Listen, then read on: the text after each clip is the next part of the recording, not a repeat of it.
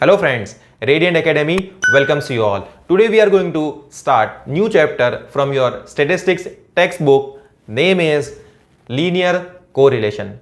In this video, we are going to understand what is linear correlation, positive correlation and negative correlation via one simple example. Now, the weightage of the chapter and how the question is been asked in board examination from this chapter, we will discuss in our further videos. So let's begin to understand what is linear correlation. Now firstly, linear means line, यानी कि same line पर होना, same level पर होना. Standard 6 के student का comparison standard 6 के student के साथ, स्टैंडर्ड 10th के स्टूडेंट का कंपैरिजन स्टैंडर्ड 10th के स्टूडेंट के साथ, इसी को हम बोलते हैं same line same level. Linear का मतलब है सेम लेवल.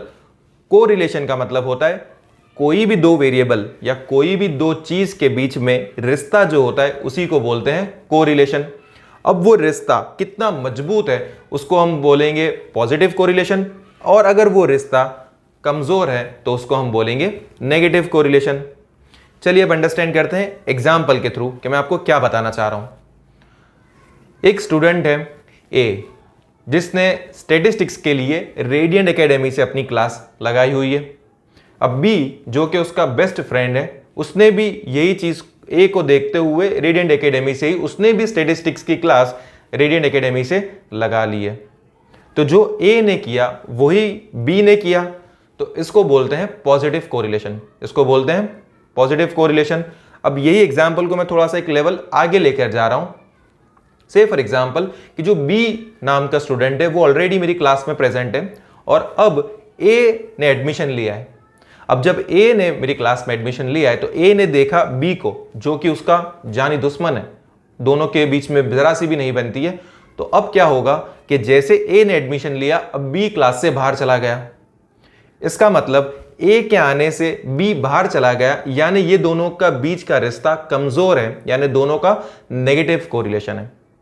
अगर सिंपल टर्म्स में देखा जाए तो एक वेरिएबल अगर कुछ कर रहा है और दूसरा वेरिएबल उसको फॉलो कर रहा है तो उसको बोलेंगे पॉजिटिव कोरिलेशन, और एक वेरिएबल अगर कुछ कर रहा है और दूसरा वेरिएबल बिल्कुल ही उससे उल्टा कुछ काम कर रहा है तो उसको बोलेंगे नेगेटिव कोरिलेशन. अब हम देखते हैं आपकी टेक्स्ट बुक में लीनियर कोरिलेशन के लिए क्या लिखा गया है और क्या एक्सप्लेन किया हुआ है. तो कोई भी दो वेरिएबल के बीच में जो चेंजेस होते हैं वो चेंजेस के रीजन क्या हो सकते हैं. एक होता है डायरेक्ट और एक होता है indirect. Now what is direct and what is indirect. तो डायरेक्ट का मतलब होता है कॉज इफेक्ट रिलेशनशिप.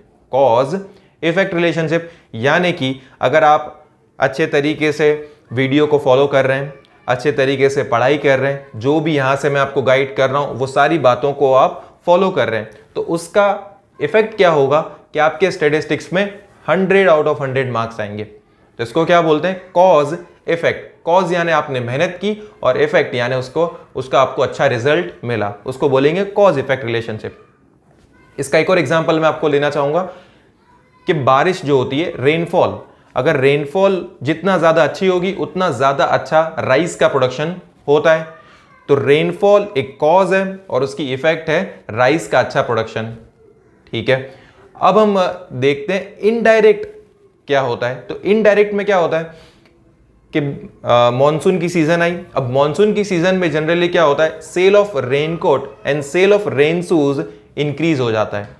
तो अब जो सेल ऑफ रेनकोट और sale of rain shoes increase हो गया वो क्या रीजन से हुआ है, मॉनसून से, जो टोटली अलग ही रीजन है, टोटली इनडायरेक्ट रीजन है, थर्ड रीजन है, जिसका सेल ऑफ रेनकोट भी इंक्रीज हो रहा है, सेल ऑफ रेन शूज भी इंक्रीज हो रहा है, और उसका रीजन है क्या, मॉनसून. तो ये क्या हुआ, दोनों में इंक्रीज तो हो रहा है लेकिन एक थर्ड रीजन की वजह से, इसीलिए इसको बोलते हैं इनडायरेक्ट.